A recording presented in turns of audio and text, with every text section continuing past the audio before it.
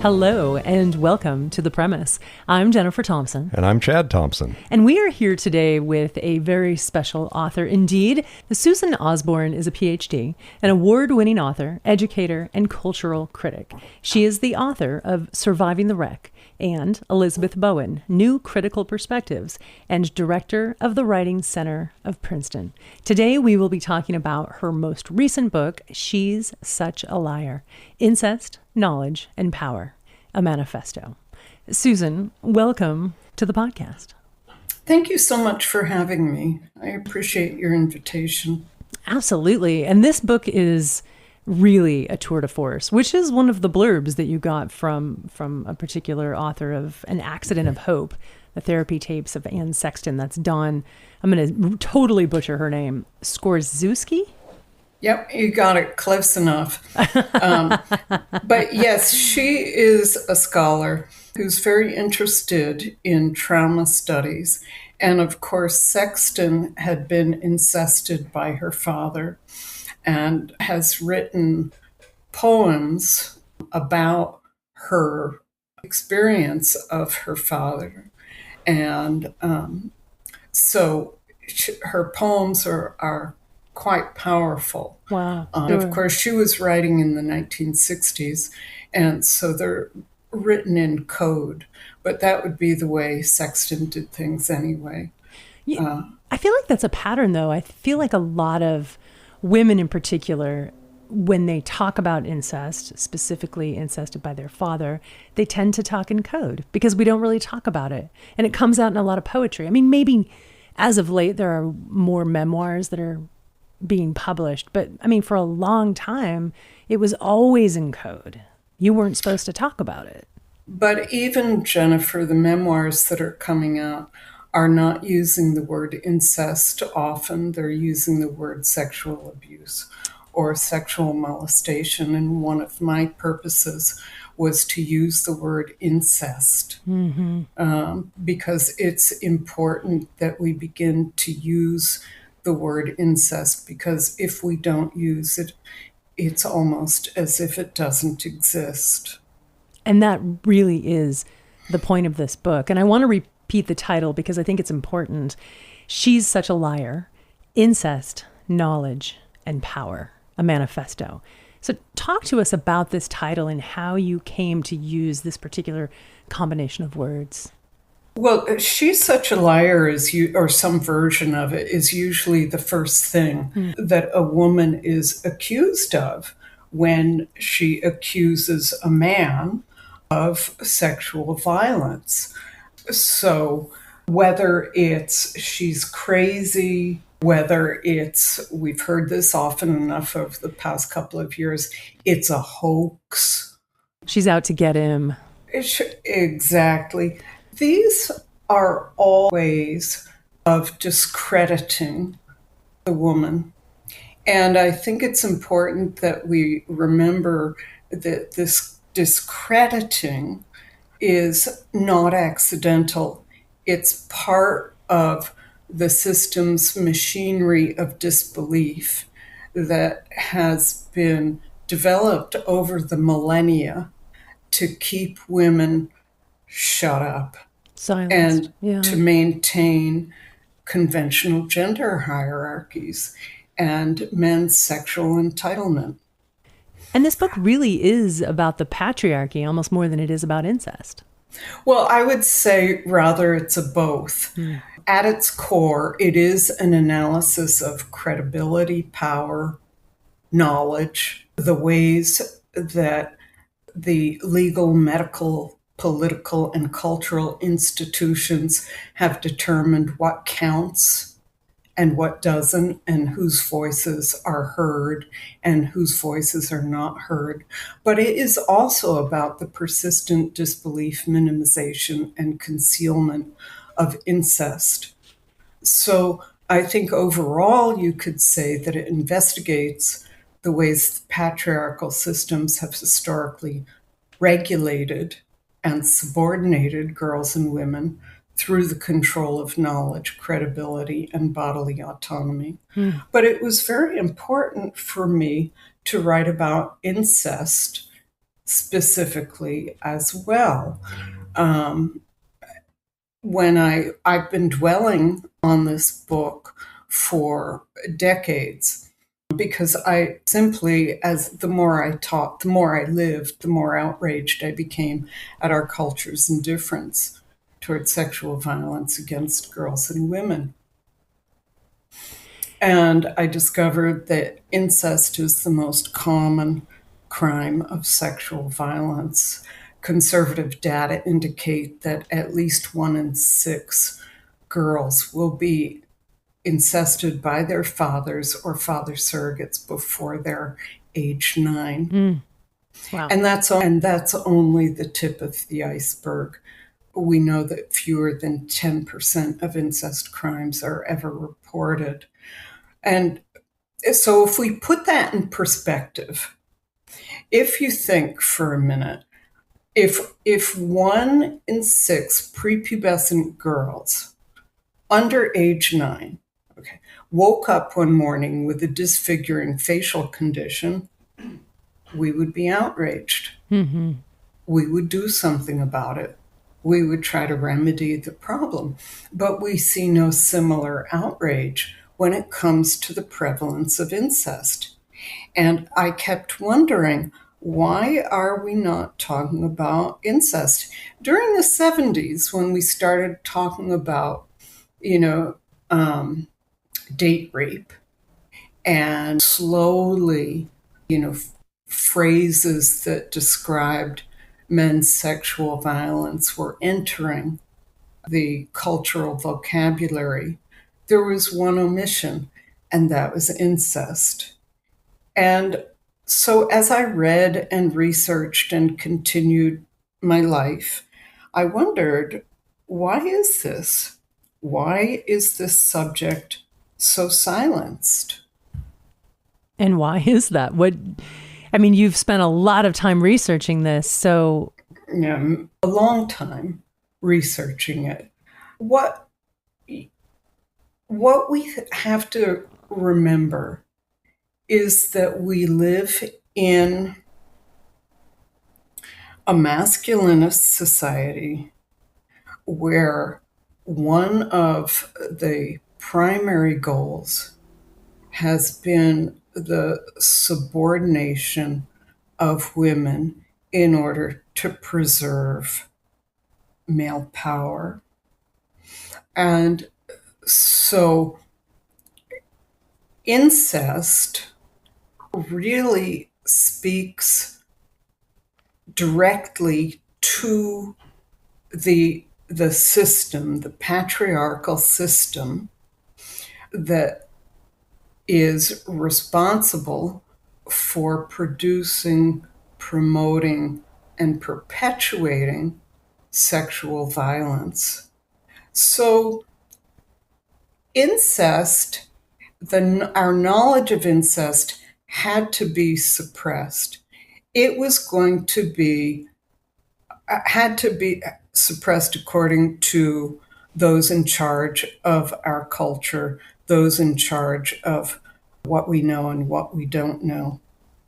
It was going to, if knowledge of incest, the prevalence of incest was exposed, it was going to bollocks the whole system. And may I take a moment to share an anecdote with you that I think is illuminating about Freud? Please do, yeah. So in the early 19th century, going on the mid-19th century, young Sigmund Freud was learning about neurology and psychiatry.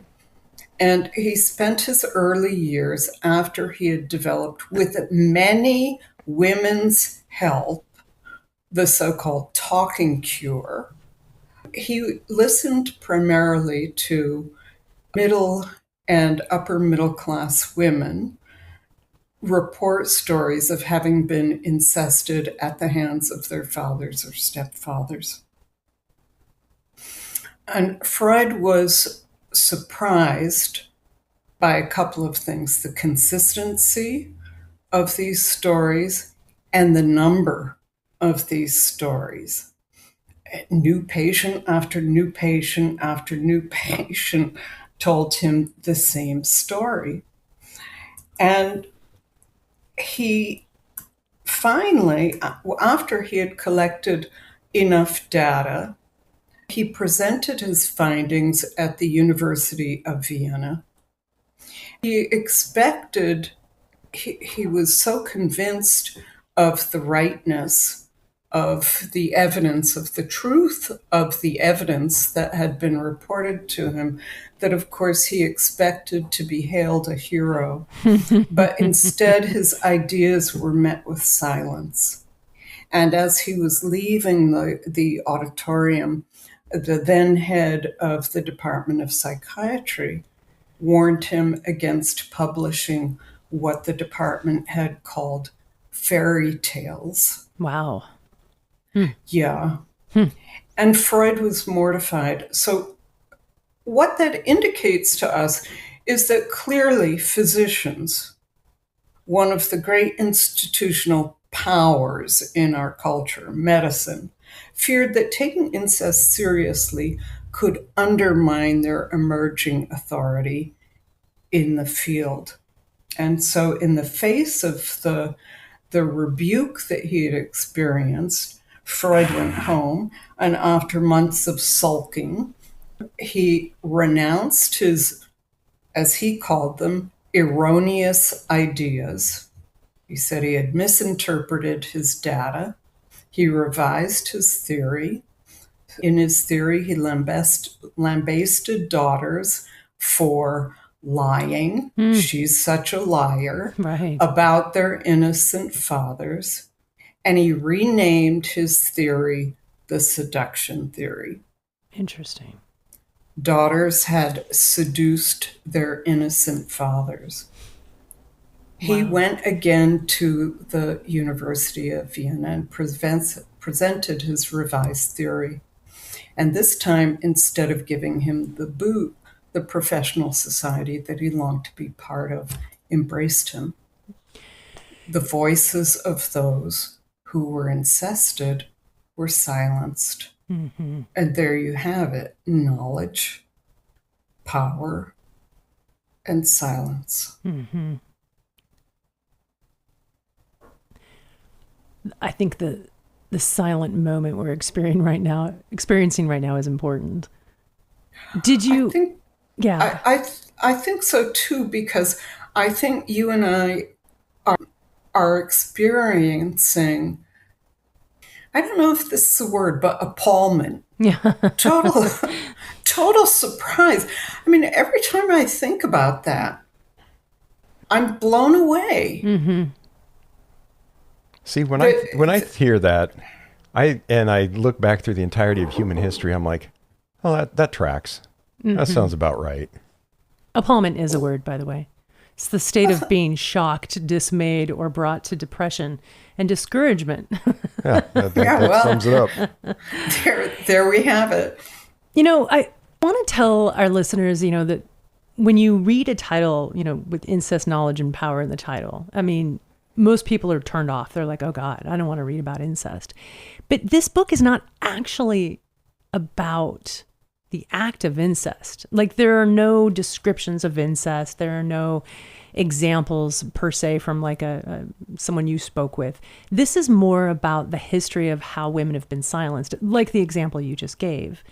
But I also want to add, because talking about such a really dark subject, your book is actually really funny.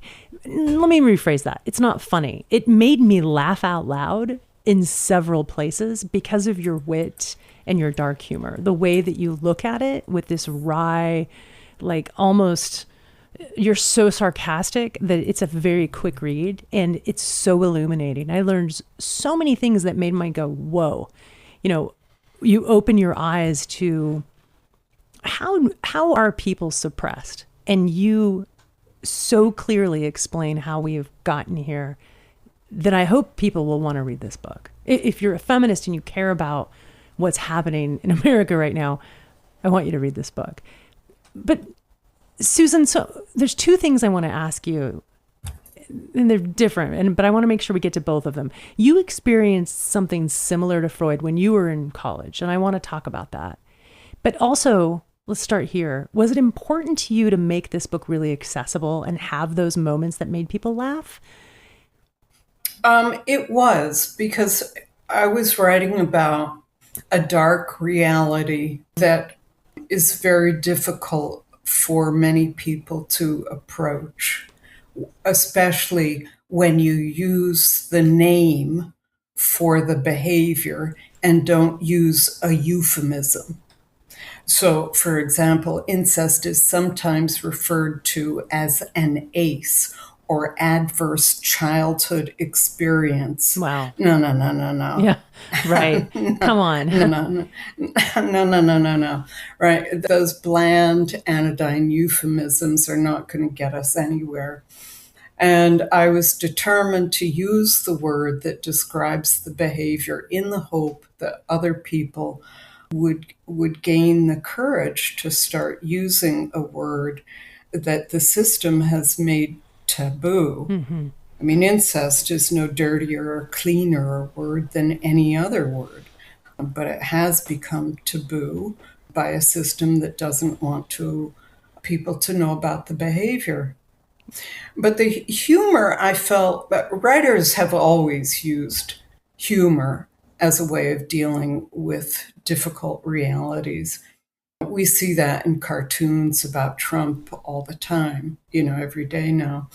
For me, humor wasn't a distraction from the themes in the book. Rather, it was another way of illuminating them, because sometimes I felt a sharp observation, let's say, or a wry joke, exposed an uncomfortable truth even more effectively than my argumentation did. Sure. So it was a way of not just underscoring, but illuminating some of these darker truths. When you were in college, you wanted to write about incest. And I forget if you were doing your PhD at that point, but tell us about that experience and how it affected you. When I've been working on incest for a very long time, and I have so many incest stories from graduate school where I was told to shut up. I'll give you a few that I think I can summarize very succinctly. I was in a Victorian literature class, and the men in my department were almost to a man known for their misogyny. But in this particular novel, I saw that there was an incest theme coded within the language and the behaviors. And I went running to my mentor, and I was thrilled because I had gone to the library first. Nobody had ever written about this. And I said to her, I'm writing my final paper on incest in Gaskell's novel, This and That, for George Levine. Oh, no, you're not. Go back to your classroom and get your A. That was basically shut up. Right. Right. And then I worked with a feminist scholar, a well-known poet named Alicia Ostreicher, and we were studying Sexton's poetry, which we talked about earlier. And I wanted to write about some of the incest that was coded in her poetry. And Ostreicher gave me the okay to do it. So I did, and I sent it to a well-known feminist journal at that time, and they accepted it immediately. But when they sent by the way, I'm terribly old, when they sent their letter back to me. Yeah. Okay. Pre-email is what you're telling us. Okay. They said there was a 4-sentence paragraph, and they wanted me to rearrange the sentences in the paragraph. And I called my older brother, who was a scholar, and I said, what does this mean? Does this mean they've accepted it? And he said, that's all they want. rewrite the paragraph and send it back to them. They've accepted it. So I rewrote the paragraph and sent it back to them. And within 2 weeks, I got a letter back from the editor-in-chief saying, how can we trust anything that anyone says who can't spell the word plagiarism? And I had misspelled plagiarism. And so these were various ways of telling me to shut up. And that, I will say, is, has stuck with me, being told since I was in graduate school, shut up, shut up, shut up. Don't talk about this. Don't talk about this. You're going to get in trouble. I was told that repeatedly when I started research the book. Aren't you afraid of getting in trouble? I said, what kind of trouble? Why do you think that we're okay with talking about sexual violence, but we can't talk about incest? Well, as I said, it's become tabooized.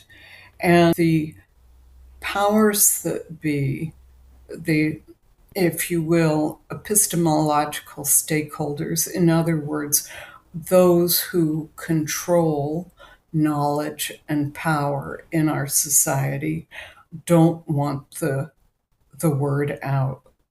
And I don't think it's that we really talk that much about sexual violence.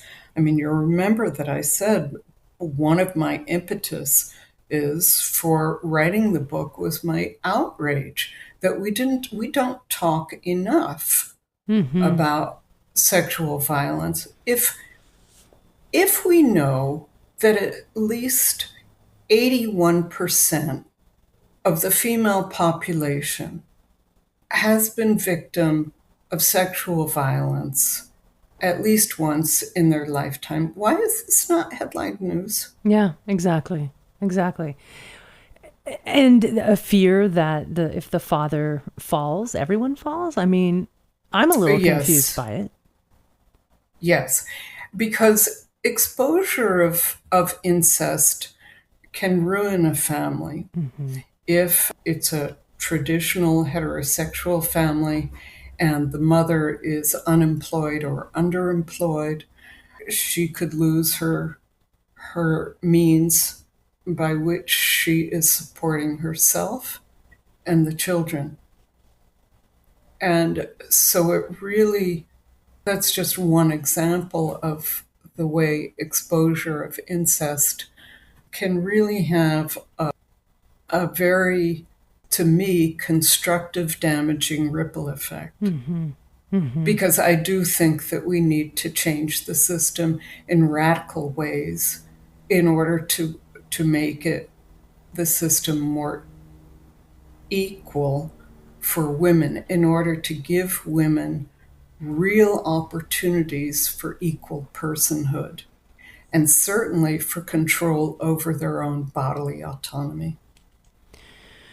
Absolutely. Well, and it makes me want to talk about women's rights. I mean, I think a lot of young people today might be surprised, and maybe they know, but I think they might be surprised to know that, before the 1960s, women weren't even allowed to have a bank account. And they certainly weren't allowed to have a credit card until, I think, the 1974 Equal Credit Opportunity Act, when women were finally allowed to have credit, and from there able to have businesses. Right. It's like it hasn't been that long that women are able to, have autonomy to care for their families and themselves. This is very new. Right. And young women, remember, I was teaching mostly 18 to 24-year-olds. Young women are floored that I spent my high school years sewing armpit shields into my school blouses.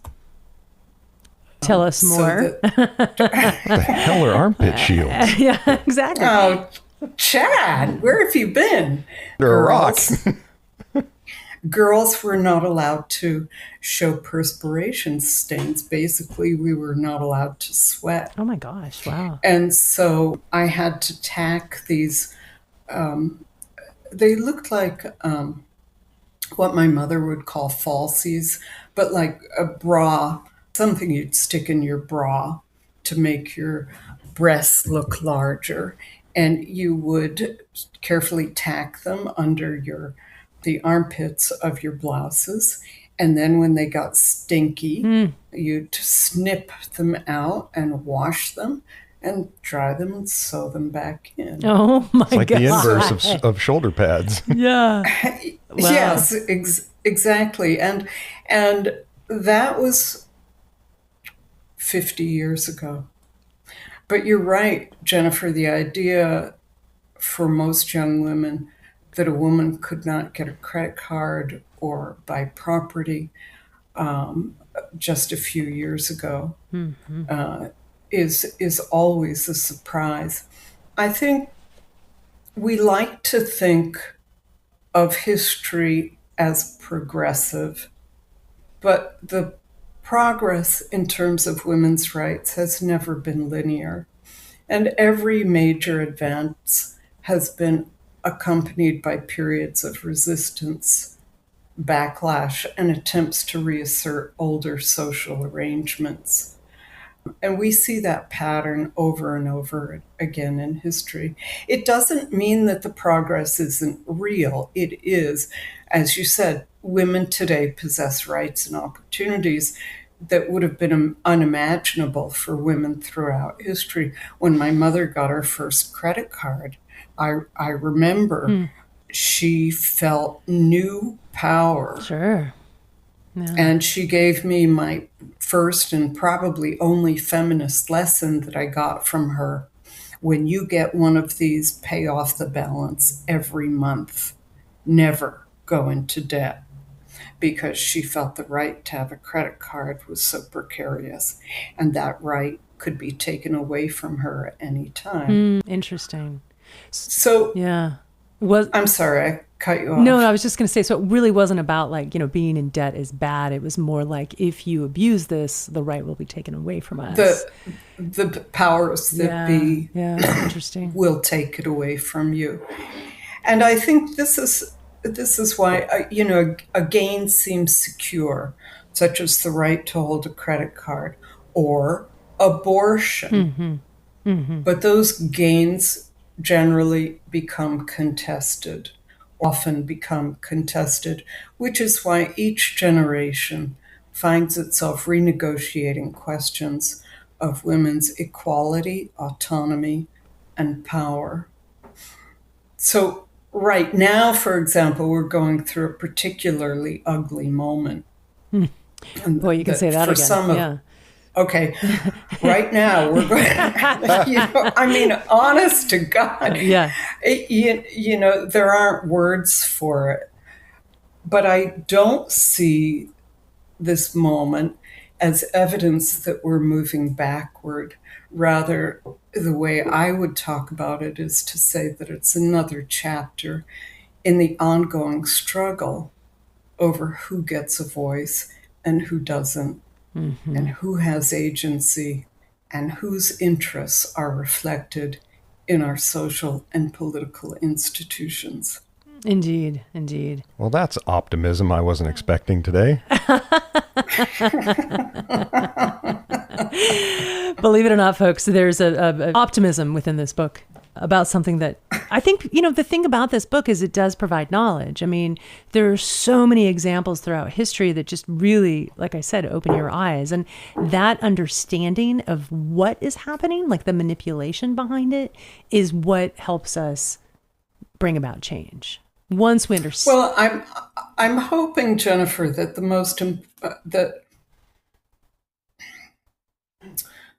let me say this. I hope the book would educate.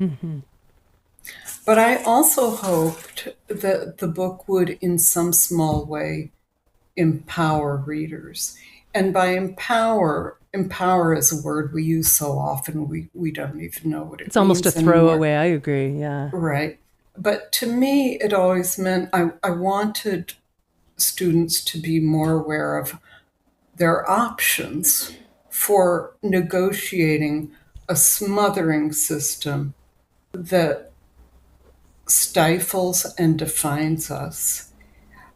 And so in this book, I try also to suggest that there are a number of ways that we can make our society more aware of the prevalence of incest. And one of those ways is by reframing the discussion. We don't talk about, when we read reports or the rare time we hear about incest, we don't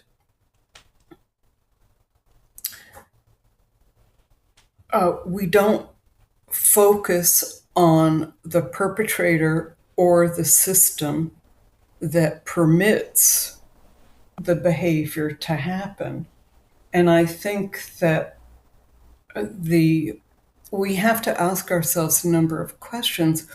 Why is the woman as a victim such a beloved cultural stereotype in our world that we don't want to give it up? And why is no one talking about the perpetrator? So that would be one way. If we started talking about the perpetrator, as well as, not to dismiss the private, personal tragedy that has happened, but we need also to contextualize that conversation. And we need to talk about the system that permits this behavior to take place. And the other way that I think, we were talking about language earlier, and language is not neutral. Language determines what we can see and what we can't see, what remains hidden from our view. And if you think about it, I can't underscore the importance of naming things. You cannot talk about anything without it having a name. This famous anecdote about Gloria Steinem, when she was asked by a young student, what did you call date rape before you had the phrase date rape? And she responded, just life. Oh, wow. Yeah. Right. Okay. Yeah. And it was just life. And if you think about it, we have a name for someone who rapes. He's a rapist. We have a name for somebody who sexually harasses. He's a sexual harasser. We have the name for somebody who sexually traffics. He's a sexual trafficker. And Jeffrey Epstein, by the way, is also a rapist. But we don't have a name for the father who sexually exploits his daughters or daughter for years. In other words, linguistically speaking, he doesn't exist. Right. If we don't name him, he is eclipsed from our sight. You could actually say, it's not too far to say, that the linguistic absence, harbors and abets a criminal.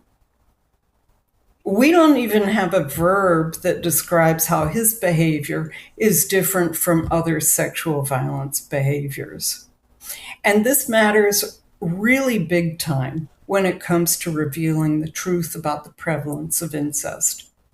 Because the linguistic omission is a form of social concealment used to shelter perpetrators from scrutiny. And so, as I say in the book, it's very important that we introduce, not just really get comfortable talking about the behavior incest and the word incest, but that we find a name for the father who sexually victimizes his daughter, perhaps for years. And I suggest we use the word incestor, and that we come up with a verb. The verb that I introduce in the book is to incest. He incested her for over 10 years. Because, as Gloria Steinem said, without language, it's just life. Yeah. Yeah, it's interesting to me that the word ancestor literally doesn't exist. It's not a standard English word. And, It's mind-blowing. it is mind-blowing. In fact, when I was typing up my notes for this, my system kept autocorrecting to investor. It's like, no, that's not a word. Yeah. Jennifer, after all these years, my systems will not accept incested or incestor. I mean, how many times have I written those words over the last 4 to 6 years? Right. And no, the system is not going to accept it. But I think it's really, really important to think about language and etymology because it does affect how we view things. What we call something and how it feels affects it affects every single opinion we have, and which is why, in politics, come on, Chad. No, that's the one that gets me the most. And I'm sorry, I'm about to wander off on a tangent, is officer involved shooting. Right. Oh, who's the one with the fucking gun here? Yeah. Yeah. That's a great one. Oh, man. Yeah. I mean, it's a form of manipulation that you don't actually realize is happening. And words can make you feel safe. They can make you feel curious. They can make you feel unsafe, Right. And this. In Chad's example, it just minimizes. That's right. What has happened. Mm-hmm. Mm-hmm. And that's the point, right? That is the point. That is exactly the point. So I imagine you pouring through all of these old texts and manuscripts and throughout, Victorian history and what have you, and looking for all of the coded language. Yeah. Oh, of which there's a lot. Right. One of my favorites used in, let me get my facts straight here. So I believe the early 19th century was non-accidental injury for incest. Wow. Say that again. That's a little tongue twister. Non-accidental injury. Wow. Isn't that something? Have you encountered, I'm sure you've been online a little bit these days? Have you encountered what the kids are doing to get past like AI censors on TikTok and Instagram and what have you? No, I've tried to avoid that. So they're using like coded language. Like, so instead of porn, they say corn. Instead of rape, they say grape. And instead of pedophile, they say PDF file. Wow. I'm trying to remember some of the other ones. But yeah, it's like they've got their own coded language to get past censors on TikTok and what have you. Well, so someday in the future, we're going to have all these anthropologists sifting through our hard drives going, and what coming the across hell? this. Which brings us back to like the very first thing we started talking about. When people talk about incest, it's done in a coded way. It's in poetry. It's hidden beneath the text. If you're looking for it or if you're paying attention, you might see it. And that feels like rebellion in general. When anytime there's a fascist dictator, and the people are not allowed to speak poorly of the dictator, people are going to do it anyway in a coded way. And people who don't, as we've seen in the Trump administration, get punished.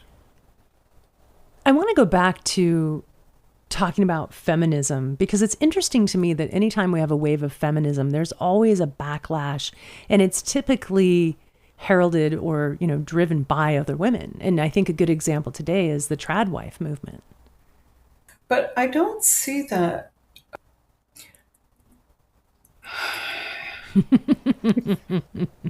I don't see that, first of all, as an unusual phenomenon.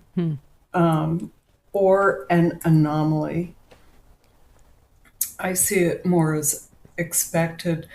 We've seen countless iterations of the trad wife over the centuries.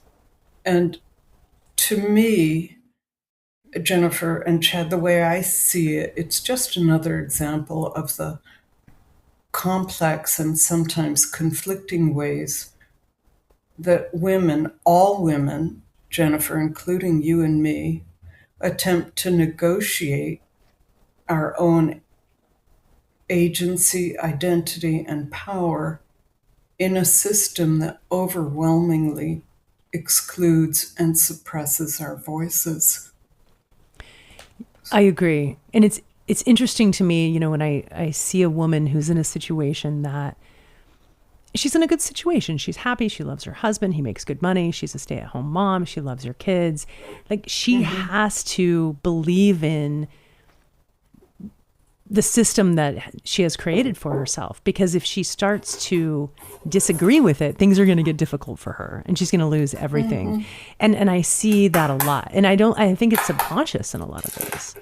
And the trad wife movement in some ways might just be people wanting attention, and it's a topic that they want to get behind. Who knows? It could be, you know, in this era of social media, it's really hard to say. Well, I did want to talk about, you know, you've seen several waves of feminism, and what do you think that we're in, or where are we now as a culture with regard to feminism? As I said earlier, we're in a provisional moment. You know, we could say that the stakes for female equality might seem higher right now because of all the noise in the room, all the information that comes at us every second while we're sleeping, while we're dreaming. And of course, because of the actions taken by the current administration and those who are determined to tick off every chore on Project 2025's list, people like Stephen Miller. But again, we have to remember that women have always had to struggle for equal opportunity, and especially the right to equal personhood. I mean, think back to the Anita Hill trials. She was basically told that she was a non-human and her race didn't help. Yeah. And I do think, as I said, you know, the particular concerns will change over time. You know, what, a century ago, mainstream feminists were most concerned with the right to vote. And now it's the right to choose to have an abortion. But what we have to remember is that century after century, we are dealing with a millennia-old system that simply wasn't built for women. Period. Right. And is it even possible to change it without totally breaking everything? You know what I mean? That's the point. I do. I'm not sure. And I really have thought about this a long time. I mean, there are some days when I think we have to accept sexual violence the way we do war victims, you know, sort of as a kind of collateral damage. There's the pessimism I was hoping for. Yeah. Well, there you got it. You know, that keeps the system going. But I do think that each right that is won, each time women as a body win a right to especially bodily autonomy, that chips away at the system. Might that be the best we can do? Yes, but I don't know. Change doesn't happen fast. It never has. You know, it took 10 years for Betty Friedan's book, The Problem That Has No Name, to get any currency. And Jackson Katz, who's been working on masculinity and masculine and men's role in sexual violence against women. He does not talk about violence against girls. It took him, I believe, 6 or 8 years to get his inaugural book, published in the US. It was published in Britain, but then nobody in America would publish it. Tell me the name of his book again. What is his name? Jackson Katz. Oh, yes. Okay. And the book is Everyman. Everyman, yeah. Why violence against women is a men's issue.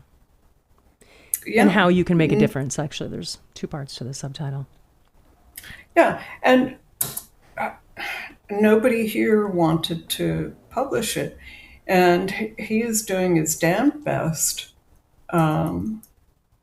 to get women gathered around in beer groups. It's the 2020 version of banging drums, I guess, but in beer groups, and talk about what they can do. That sounds like a man after your own heart. Sorry, I didn't mean to cut you off.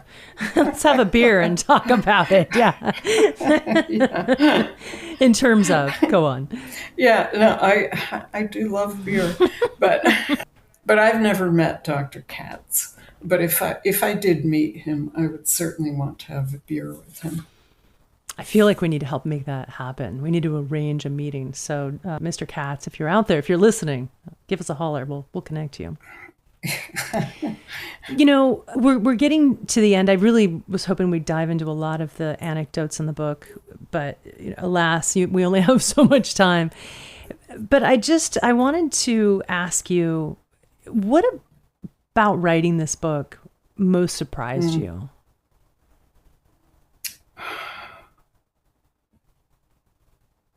There were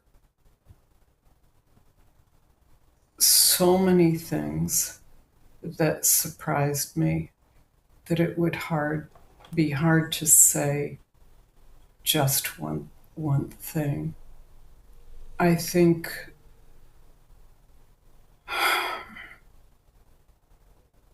the medical establishment's obdurate, callous willingness to do harm, even when very young girls were involved. Think back to my Freud anecdote. Mm-hmm. Some of the women who reported incest to him were incested when they were very little girls. And he's just one example, but the medical establishment's callous willingness to do harm, even when little girls are involved, is something that my mind still can't wrap itself around. It is a very dark topic to dive into, especially as deeply as you did. And I think this is a good time for you to actually talk about the gonorrhea epidemic that happened in young girls. I think you even said as young as 9 months were basically imprisoned for having gonorrhea. Well, in some, it's rather a long story to try to summarize at the end of a podcast, but I'll do my best. I could go on at great length about this, but in some, their epidemics of gonorrhea were occurring across the country and Western Europe, by the way, starting in about 1840. And why do we call them epidemics of gonorrhea? Because finally we had medical tools, and those medical tools, like the microscope and the gram stain, had been accepted by the medical establishment. So the vaginitis that they used to diagnose young girls with repeatedly, they could now clearly identify as gonorrhea. And then the question was, how did that get there? Yeah, how did this happen? Yeah, what's that doing there? And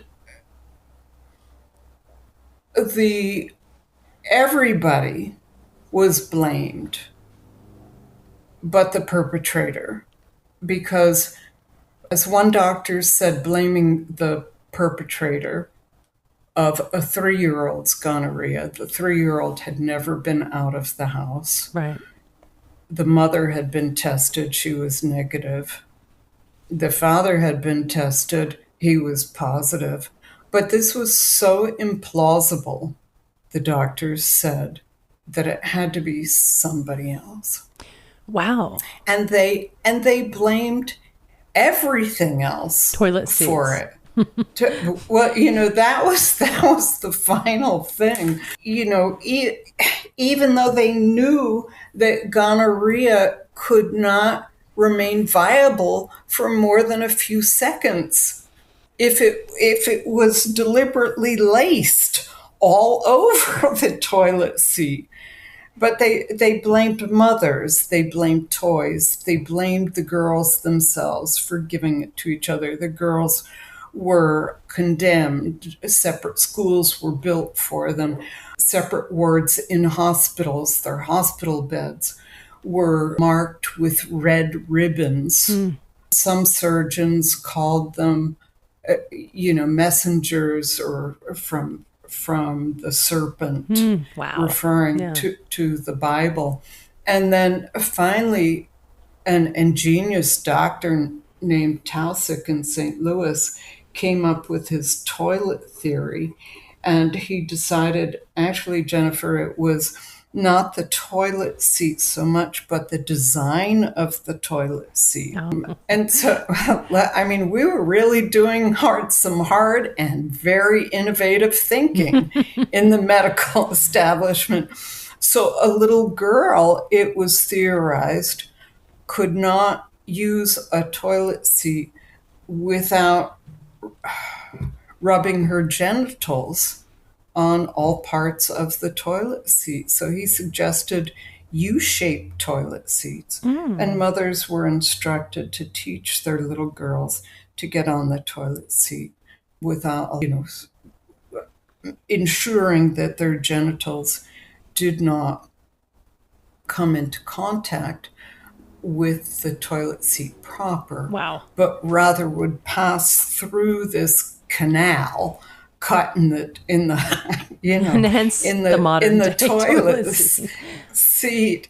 And of course that solved the epidemic. Right, totally. Everything went away. Yeah. Well, that was the problem, Chad. It didn't. And so if you want to hear something really dark and not bright, Chad, it is said darkly, wryly, in some incest circles that penicillin cured incest. Wow. And penicillin was introduced into our culture for general distribution in about 1945, 46. And then we all went silent again. And to me, this is not acceptable.